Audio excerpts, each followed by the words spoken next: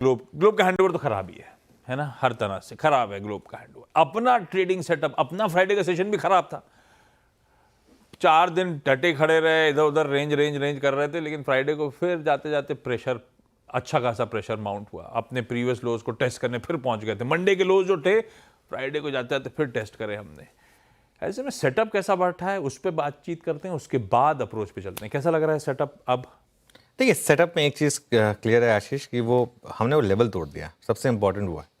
बाकी सब चीज़ें बाद में, वो लेवल टूट गया। हालांकि अब गिफ्ट निफ्टी थोड़ा इंप्रूव हुआ है, देखते हैं आज किस तरीके का गैप डाउन होता है।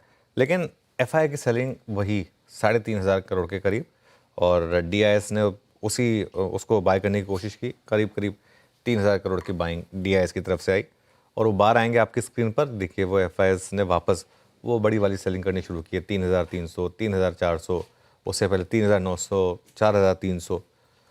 तो नेगेटिव तो है, लेकिन फ्यूचर्स में कोई बहुत ज़्यादा मामला चेंज नहीं हुआ। ये एक अच्छी चीज़ थी। फ्यूचर्स की पोजीशनिंग देखिए आप, और इसके बाद अगली प्लेट पे आ जाइए जहाँ पर पोजीशन के चेंजेस दिखाई देंगे आपको। कुछ बहुत ज़्यादा चेंजेस नहीं हुए। इनफैक्ट एफआईएस ने लॉन्ग और शॉर्ट दोनों काटे हैं, क्लाइंट्स ने शॉर्ट किए। इनफैक्ट काफ़ी इंटरेस्टिंग है ये। और इंडेक्स फ्यूचर्स में तो बाइंग आई है एफआईएस की हल्की से, 18 करोड़ की सही, लेकिन बाइंग है। और स्टॉक फ्यूचर्स में करीब करीब 1,1100 करोड़ के करीब की सेलिंग है। लेकिन विद इन इंडेक्स फ्यूचर्स जो वो काफ़ी इंटरेस्टिंग था। निफ्टी में अच्छी खासी बाइंग थी 800 करोड़ की। बैंक निफ्टी में सेलिंग थी करीब करीब 550 करोड़ की। और वो टेबल आएगी आपकी स्क्रीन पर, निफ्टी वर्सेस बैंक निफ्टी। तो उसमें देखिए आप क्लियरली, आपको 2 दिन से बैंक निफ्टी में सेलिंग दिखाई दे रही है।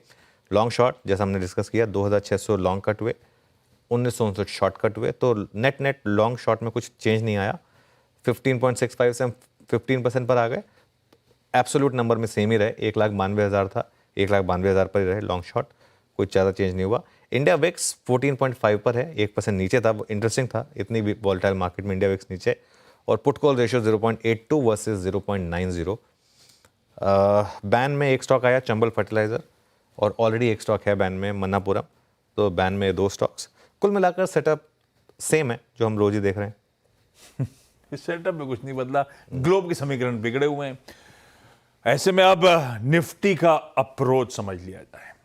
अभी तक तो क्या था, नीचे के दायरों को रिस्पेक्ट कर लेते थे, कुछ बाइंग मोमेंटम आता था, बुल्स का हौसला बढ़ता था, खरीदते थे ऊपर, लेकिन कन्विक्शन आ नहीं पाता था, मामला टिक नहीं पाता था, फिर फिजल आउट हो जाते थे। पर ये बातचीत हो रही थी, बार बार किसी चीज़ को चैलेंज करो तो आज नहीं तो कल वो गिव अप कर देती है।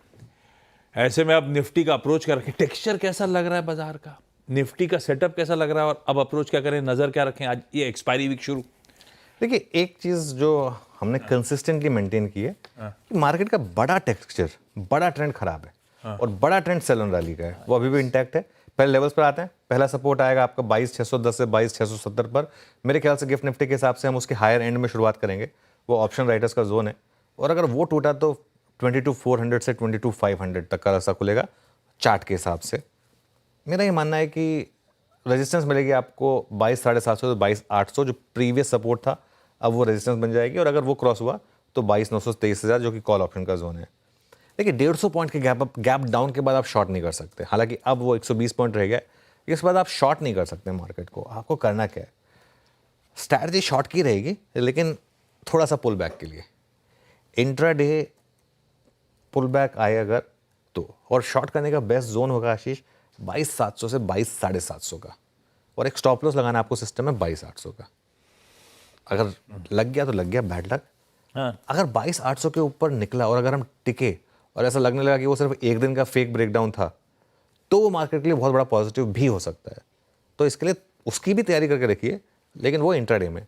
अभी जो हम एक अप्रोच लेकर चल रहे हैं, वो अप्रोच ये है कि मार्केट अब खराब है और कोई भी पुल बैक शायद ना टिके, और सेल ऑन रैली शायद प्ले आउट हो वहाँ पर। ये है निफ्टी का अप्रोच। निफ्टी बैंक तमाम अच्छी खबरों पे भी बातचीत टिक तो पाया नहीं ऊपरी स्तरों पे। फ्राइडे को इस पे ज़्यादा दबाव था, 3/4% मेरे ख्याल से कमजोरी के साथ निफ्टी बैंक बंद हुआ है।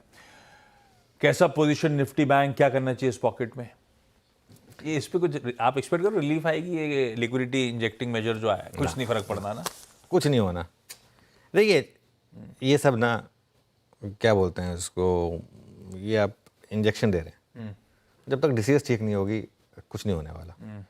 पॉलिसी आ गई, 2 बार वो लिक्विडिटी आ गया, कुछ नहीं हुआ उन सबसे। और बैंक निफ्टी में तो एक बात बताऊं, मैं बैंक निफ्टी के चार्ट्स देख रहा था, और अगले हफ्ते हम मंथली चार्ट पूरा करेंगे आशीष। हम 20 मंथ मूविंग एवरेज की तैयारी कर रहे हैं। 20 मंथ मूविंग एवरेज, सोचिए कितना बेरिश है बैंक निफ्टी। वो 48,450 पर है। अगर मंथ की क्लोजिंग वहाँ हो गई तो वो 20 मंथ मूविंग एवरेज सोचिए। और अगर 48,450 टूटा ना तो 47,500 तक कोई सपोर्ट नहीं है बैंक निफ्टी में, उसके बाद सीधा 47,500 पर सपोर्ट आएगा।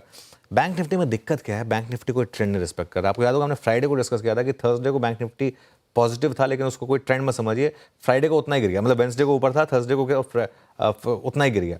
तो उस वजह से बैंक निफ्टी में मेरा ये मानना है कि रिटेल को अवॉइड करना चाहिए, क्योंकि ये देखिए ये 7 दिन का चार्ट है, आप पैसा नहीं बना पाएंगे, आप दोनों तरफ पैसा तोड़ेंगे, स्टॉप लॉसेस दोनों तरफ ट्रिगर होंगे, मूड खराब होगा, आप पैसा जाएगा, क्या फ़ायदा है। इसके लिए बैंक निफ्टी में मुझे लग रहा है अभी बचें इस वॉलेटिलिटी में फंसने से, किसी भी तरफ मत फंसिए, थोड़ा सा अवॉइड करिए बैंक निफ्टी में जब तक ये वॉलेटिलिटी जो है वो ठीक नहीं हो जाती तब तक। निफ्टी बैंक का ये हो गया अपना अप्रोच। अब आइए जरा पैनल को भी दिखा देता हूं। कुछ ही देर में पैनल के साथ बातचीत की अपन शुरुआत करेंगे, लेकिन आज के यानी कि मंडे के बिग स्टॉक्स।